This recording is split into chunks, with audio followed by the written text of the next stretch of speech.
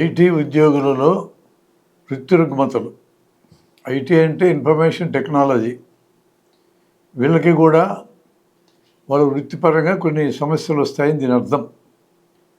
1990 ప్రాంతంలో వచ్చిన globalisation, privatisation, liberalisation వీటి వల్ల వచ్చిన మార్పుల్లో భాగం కింద కంప్యూటర్లు వచ్చాయి, ఇన్ఫర్మేషన్ టెక్నాలజీ వచ్చింది. అప్పటి నుంచి మన దేశంలో కూడా విద్యార్థులు ఎక్కువగా ఇంజనీరింగ్ వైపు మొగ్గారు. ఇంజనీరింగ్లో కూడా కంప్యూటర్లు, ఇన్ఫర్మేషన్ టెక్నాలజీ వైపు ఎక్కువగా మొగ్గడం, భద్రత ఉండే ఉద్యోగాలు వస్తాయని, ఆదాయాలు బాగా ఉంటాయని భావించారు. మన దేశంలో కాక America, Canada, Britain, Australia, New Zealand ఇలాంటి దేశాల్లో కూడా ఉద్యోగ అవకాశాలు పెరుగుతాయనే ఆశ కూడా ఉన్నందుకు ఆ వైపు మొగ్గారు. మనకు అర్థమవుతుంది ఏంటంటే అనేక వృత్తుల్లో ఆ వృత్తికి సంబంధించినటువంటి సమస్యలు లేదా రుగ్మతలు ఉన్నట్టే, అంటే జబ్బులు ఉన్నట్టే, ఇన్ఫర్మేషన్ టెక్నాలజీలో పనిచేసే వాళ్ళకు కూడా ఆ వృత్తికి సంబంధించిన జబ్బులు స్పష్టంగా బయటపడటం చూస్తున్నాం. ఇంతకీ ఇన్ఫర్మేషన్ టెక్నాలజీ అనే దాంట్లో ఎవరెవరు ఉంటారు? సాఫ్ట్వేర్ డెవలప్మెంట్ చేసేవాళ్ళు ఉంటారు, హార్డ్వేర్ని డీల్ చేసేటోళ్ళు ఉంటారు, తయారు చేసేటోళ్ళు, రిపేర్ చేసేటోళ్ళు, సైబర్ సెక్యూరిటీ ఎక్స్పర్ట్స్ ఉంటారు, అడ్మినిస్ట్రేటర్స్ ఉంటారు, డేటా అనాలిసిస్ చేసేవాళ్ళు ఉంటారు, అలాగే కాల్ సెంటర్లో పనిచేసేటోళ్ళు కూడా ఉంటారు. వీళ్ళు ఎక్కువ ఒత్తిడిలో పనిచేయాల్సి వస్తుంది. కంప్యూటర్ ఎదురుగా గంటల తరబడి కూర్చోవాలా, కళ్ళకి స్ట్రెయిను, నిటారుగా కూర్చోవాలా, దానికి అదొక సమస్య.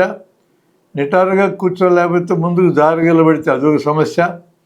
దీంతో నడుము నొప్పి వస్తుంది, మెడ నొప్పి వస్తుంది. వీటితో పాటు ఈ ఐటీకి సంబంధించిన యజమానులు డెడ్ లైన్స్ విధించి ఈ సమయం లోపల ఈ ప్రాజెక్టులు అయిపోవాల్సిందని ఒత్తిడి కూడా చేస్తుంటారు.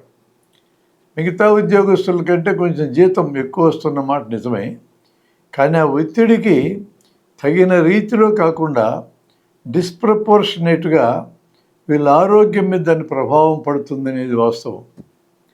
గంటల సేపు కూర్చోవడం, నేను ఎర్గోనామిక్స్ అని కూడా అంటాం.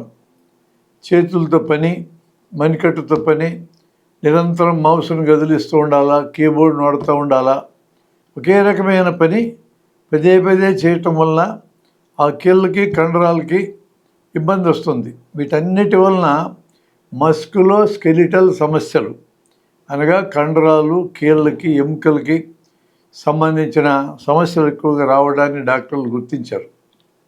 కళ్ళకు స్ట్రెయిన్ ఉంటుంది, మెడకు నొప్పి ఉంటుంది, నడుముకు నొప్పి ఉంటుంది.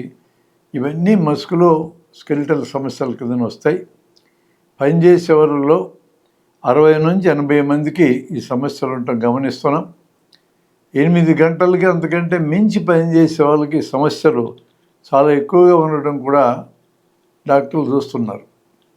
మెంటల్ హెల్త్ ప్రాబ్లమ్స్ అంటే మానసిక సమస్యలు, విపరీతంగా పనిచేస్తారు, బర్న్అవుట్ అయిపోతారు, ఆడ్ టైమింగ్స్లో పనిచేయాలి, టైట్గా ఉండే డెడ్ లైన్స్, ఎప్పుడు పిలిస్తేప్పుడు విధుల్లోకి వెళ్ళాలి, ఎప్పుడు కంపెనీ మూతేస్తారో అర్థం కాదు, లే ఆఫ్లు ఉండొచ్చు.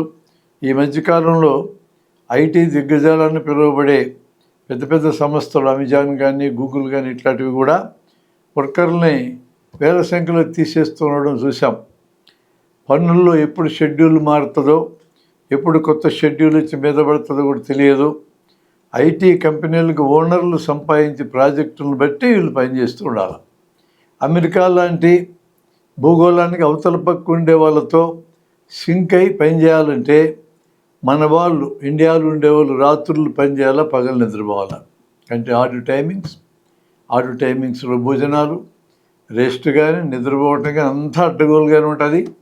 నార్మల్ రొటీన్ మొత్తం బ్రేక్ అయిపోద్ది. దీనివల్ల బర్న్అవుట్ అవుతారు. దీర్ఘకాలికంగా వచ్చే ఒత్తిడి ఉంటుంది, స్ట్రెస్ అంటారు దాన్ని, ఆందోళన ఉంటుంది, యాంగ్జైటీ, మాంద్యం ఉంటుంది, డిప్రెషన్, నిద్ర పట్టకపోవడం ఉంటుంది, ఇన్సోమ్నియా. ఈ లక్షణాలు ఇళ్ళలో చూస్తున్నాం. వారంలో 7 రోజులు పని, రోజులు 24 గంటలు ఈ ఒత్తిడి అలానే ఉంటుంది. ఎప్పుడు ఏమవుతుందో తెలియని పరిస్థితుల్లో మెంటల్ హెల్త్ దెబ్బతింటం చూస్తున్నాం. వైద్యుల తర్వాత ఆత్మహత్యలు ఎక్కువగా జరుగుతున్న వృత్తి కూడా ఇన్ఫర్మేషన్ టెక్నాలజీని. లైఫ్ స్టైల్కి సంబంధించిన సమస్యలు ఏముంటాయో చూద్దాం. ఎప్పుడూ కంప్యూటర్ టేబుల్ ముందు కూర్చొని పనిచేయాలా, భోజనాలకు రెగ్యులర్ సమయం ఉండదు, అలాగే బ్రేక్స్ అనేవి ఎప్పుడు వస్తాయి ఎప్పుడు పోతాయో తెలియదు, నైట్ షిఫ్ట్లు, వీటన్నిటి వలన ఎక్కువ తిని ఒబేసిటీ పెరుగుతుంది. ఊబకాయం, ముందు లావెక్కటం మొదలవుతారు. బరువు పెరగడం ఒక భాగమైతే అది పెరిగి పెరిగి పెరిగి ఊబకాయంగా మారడం.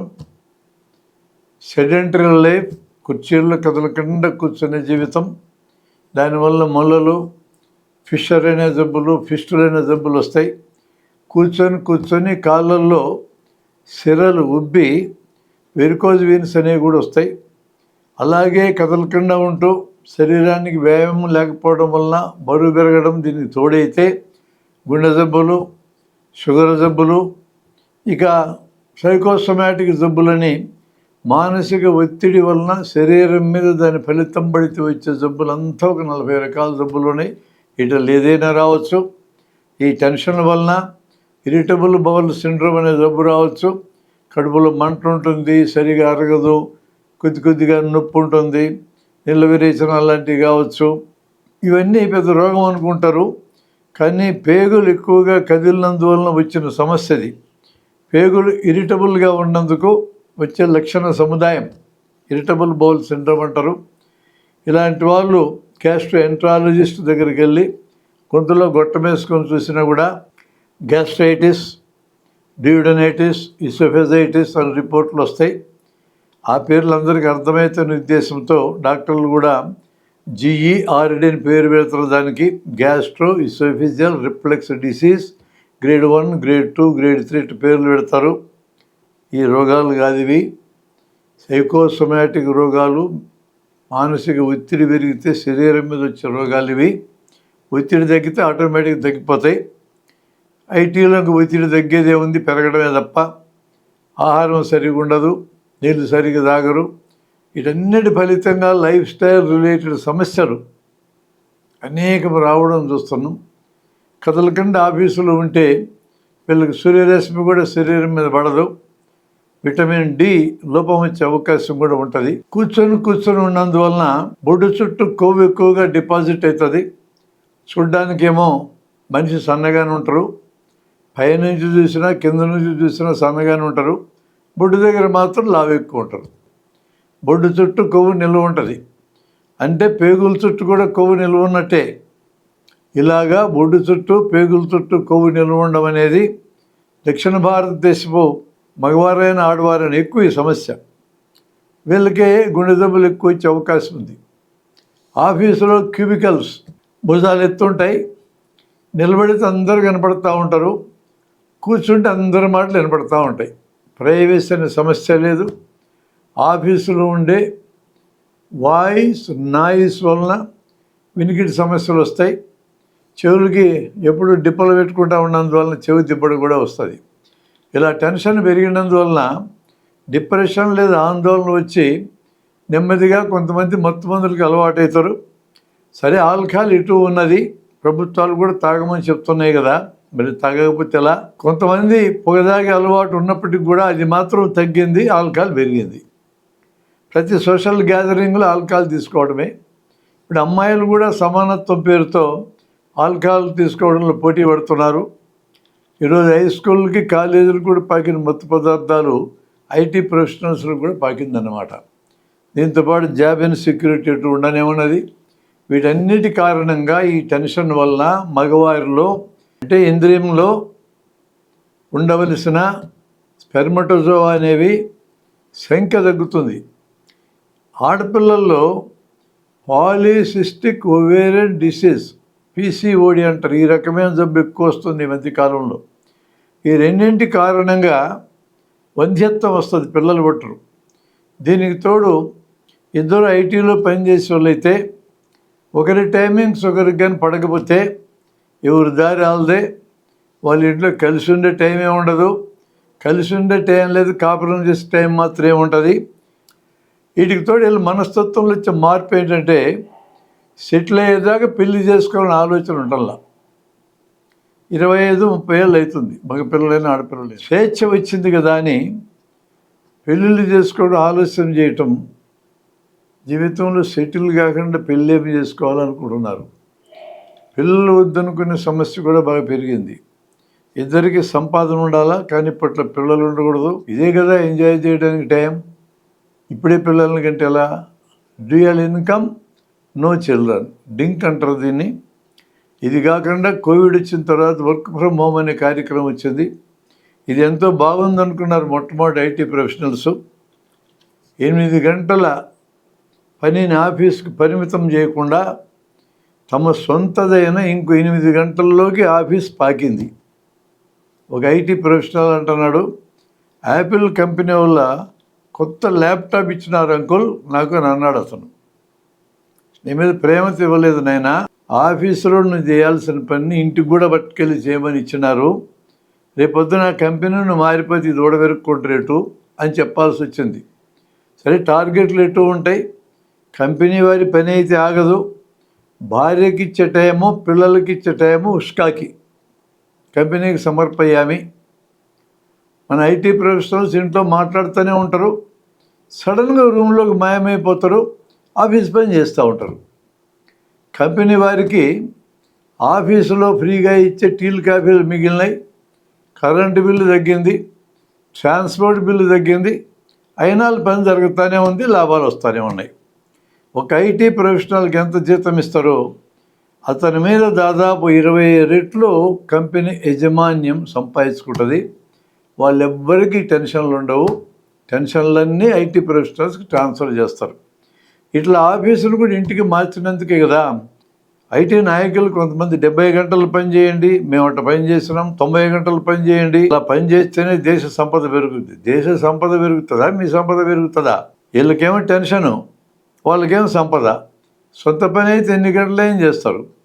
పనిలోంచి వర్కర్లు అలినేట్ అయ్యారు. ఈ వర్క్ ఎవడదో మాకేం సంబంధం అనే ఆలోచన కలుగుతుంది సహజంగానే.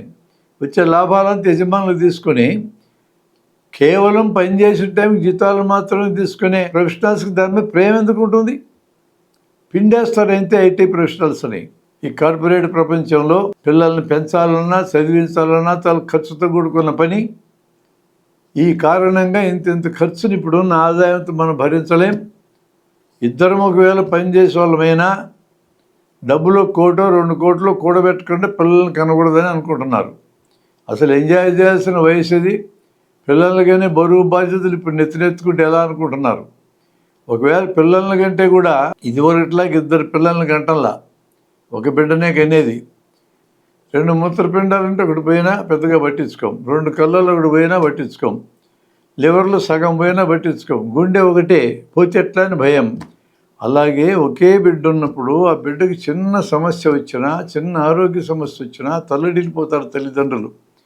2 పిల్లలు ఉన్నా కూడా అందులో ఒక బిడ్డకు వస్తే ఆ బిడ్డ కూడా నీ బిడ్డే కదా, కానీ అంత తల్లడిల్లరు. న్యూక్లియర్ కుటుంబాలు వచ్చినాక భార్యాభర్త మహా అయితే ఒక బిడ్డ. ఈ బిడ్డకి ఏదైనా సమస్య వస్తే చూసుకోవడానికి మనుషులు ఉండరు. గర్భిణీగా ఉన్నా కాన్పైన చూసుకోవడానికి అటుపక్క తల్లిదండ్రులు రారు, ఇటుపక్క తల్లిదండ్రులు రారు. రానివ్వరా, అది కూడా సమస్యే. ఐటీ ద్వారా ప్రపంచం ఏకమైంది. ఐటీ యజమానులకు డబ్బులు పంటలు పండించే మన యువత వృత్తి రోగాల్ని, ఆక్యుపేషనల్ హజార్డ్స్ని వంట పట్టించుకుంటున్నారు. ఇతర ఉద్యోగుల కంటే ఎక్కువ జీతాలు వస్తాయనే పేరుతో జీవితాలు హారతికర్పూరం అయిపోతున్నాయి. వీళ్ళు రోగాలతో పోతారు. ఆరోగ్యవంతులైన పిల్లల్ని కని పెంచి ఐటీ ఇన్ఫర్మేషన్ టెక్నాలజీ భూతాలకు మేత వేసి ఈ తరం జీవితాలు చాలిస్తారు. అభివృద్ధి, ఆదాయాలు యజమానులకి, రోగాలు, మరణాలు వీళ్ళందరికీ. ఇది పెట్టుబడిదారీ వ్యవస్థకి విశ్వరూపం.